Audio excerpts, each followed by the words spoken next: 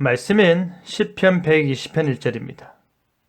내가 환난 중에 여호와께 부르짖었더니 내게 응답하셨도다.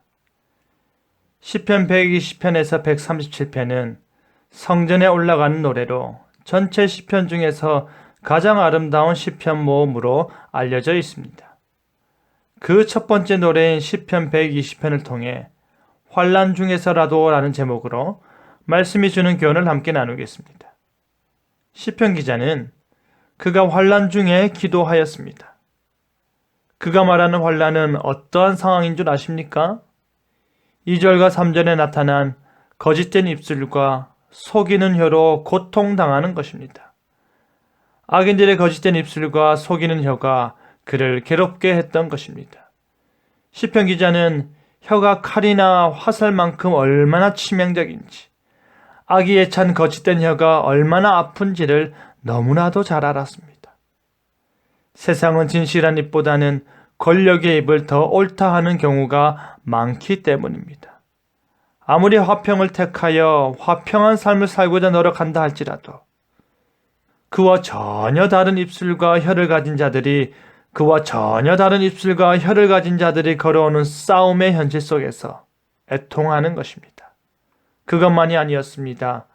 5절과 6절을 보시면 이방인들의 거처인 곳에서 그 불의와 부정과 악이 넘치는 부득이한 곳에서 힘겨운 삶을 살아야 했기 때문입니다. 그래서 시편 기자는 7절과 같이 그곳에서도 평화롭게 살기 원하지만 그곳은 살 수 없는 곳과 같았습니다. 여러분, 지금 시편 기자가 겪고 있는 환난은 성도인 우리가 불의한 세상에서 동일하게 불의하고 죄악된 삶으로 인해 받게 되는 불편함이나 어려움을 말하는 것이 아닙니다. 지금 시편 기자가 당하는 고난은 의롭고 바르고 선하고 착한 성도들이 그들의 삶과 전혀 다른 세상의 원칙과 방식으로 힘들어하는 것입니다. 바로 이러한 것들을 일컬어 환난 중이라고 말하고 있는 것입니다. 그런데 시편 기자는 어떻게 합니까? 바로 이러한 곳에서 그는 기도하는 것입니다. 환난 중에 여호와께 부르짖는 것입니다. 고통 중에 하나님을 찾는 것입니다. 그것이 우리가 하나님 계신 곳을 향해 나아가는 이유인 것입니다. 그것이 바로 성전에 올라가며 노래할 수 있는 이유인 것입니다. 그것이 우리가 하나님과의 만남을 사모해야 하는 이유인 것입니다. 지금 시편 기자의 이 고백은 자신이 환난을 당하게 되면 기도하겠다, 나는 기도할 것이다, 그렇게 다짐이나 결의만을 말하는 것이 아닙니다.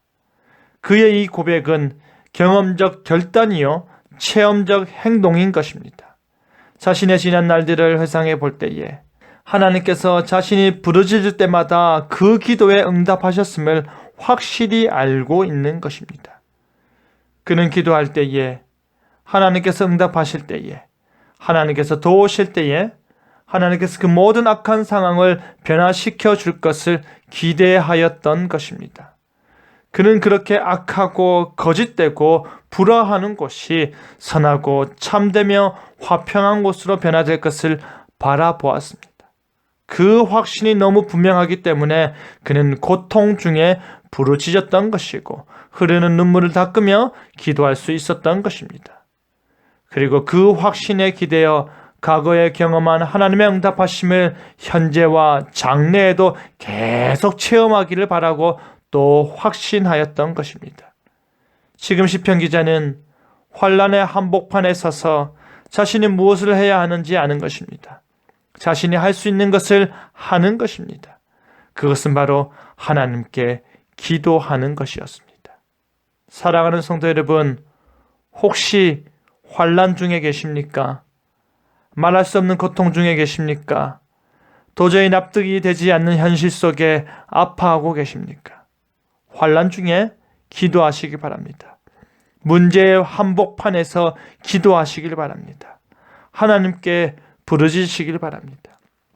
우리 하나님께서 그 모든 어려움과 역경을 이길 힘을 더해 주실 것입니다. 우리 하나님께서 모든 문제를 해결해 주실 것입니다. 그것이 기도할 이유가 될 것입니다. 그것이 하나님을 바라보는 이유가 될 것입니다. 그리하여 하나님의 도움, 하나님의 위로, 하나님의 은혜를 바라며 환난 중에서라도, 환난 중에 한숨 가시는 날이 없다 하더라도, 환난에 환난을 당한다 하더라도 하나님께 기도하는 저와 여러분 되기를 간절히 바랍니다. 아멘.